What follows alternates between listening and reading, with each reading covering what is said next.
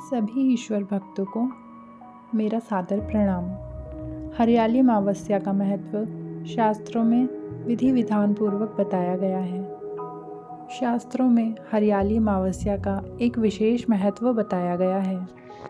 सावन महीने में आने वाली अमावस्या को हरियाली अमावस्या भी कहा जाता है। आइए हरियाली अमावस्या व्रत कथा प्रारंभ करते हैं। एक समय की बात है, एक बहुत ही बड़े राज्य का एक बहुत ही बड़ा प्रतापी राजा हुआ करता था। उस राजा के एक बेटा और एक बहू थी। एक दिन राजा के कमरे में रखी हुई मिठाई को राजा की बहू ने चोरी कर कर खा लिया और चोरी के नाम के भय से उसने चोरी का इल्ज़ाम चूहे पर लगा दिया कि कमरे में रखी मिठाई को चूहा खा गया है। जब ये बात चूहे को पता लगी तो चूहे को बहुत गुस्सा आया।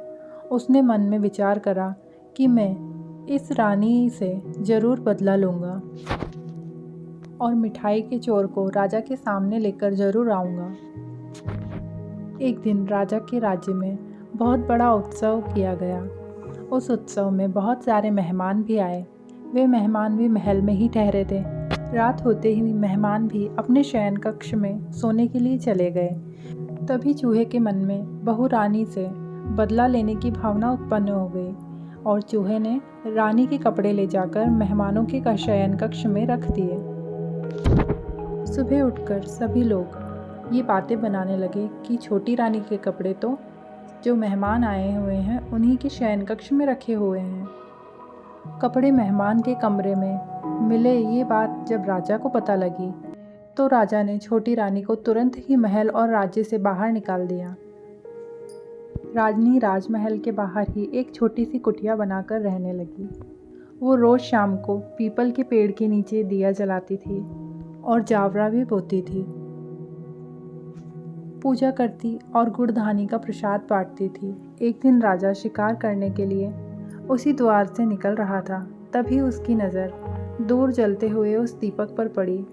राजा जब राजमहल लौटा तो उसने ये सभी वृतांत अपने मंत्रियों के सामने कह सुनाया और उनसे कहने लगा कि आज मैंने पीपल के पेड़ के नीचे बड़ी ही चमत्कारी चीज़ देखी है। तब राजा ने सेवकों को आदेश दिया कि जाकर उस पीपल के पेड़ के ऊपर बैठ जाओ और आकर ये बताओ कि आखिर वो चमत्कारी चीज़ क्या है। जब राजा के सेवक उस पीपल के पेड़ के ऊपर बैठे तो उन्हें बड़ा ही आश्चर्य हुआ। उस पीपल के पेड़ के नीचे बहुत सारे दिए जले हुए थे और वे दिए आपस में बातें कर रहे थे और दियों की ये बातें पीपल के पेड़ के ऊपर बैठे हुए सेवक सुन रहे थे। तभी उनमें से एक दिया बोला कि आज कौन कौन आया, किसने क्या खिलाया और कैसी कैसी पूजा पाठ हुई।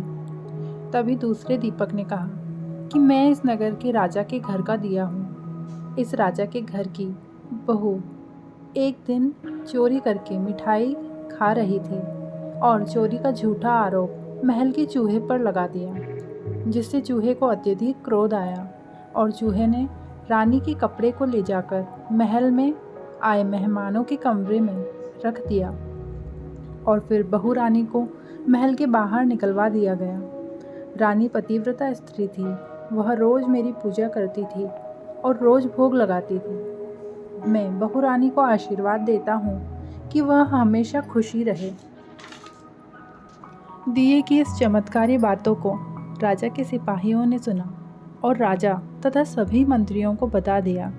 तभी सारी प्रजा में भी यह खबर फैल गई कि बहू रानी में कोई दोष नहीं है। राजा ने बहू को सम्मानपूर्वक घर वापस बुला लिया और सब सुखपूर्वक रहने लगे। हे हरियाली अमावस्या देव, जो बुरी दशा बहू रानी की हुई वैसी दशा किसी की भी ना हो। जैसे अंत में रानी का कल्याण हुआ, ऐसा कल्याण सदा आपकी कथा सुनने वाले और बोलने वाले का हो। हरियाली अमावस्या, पीपल देव, दीपक और भगवान शिव को प्रणाम। इसी तरह की और कहानियाँ अगर आप सुनना चाहते हैं तो प्लीज़ चैनल को सब्सक्राइब कर दीजिए और वीडियो को कर दीजिएगा लाइक। धन्यवाद।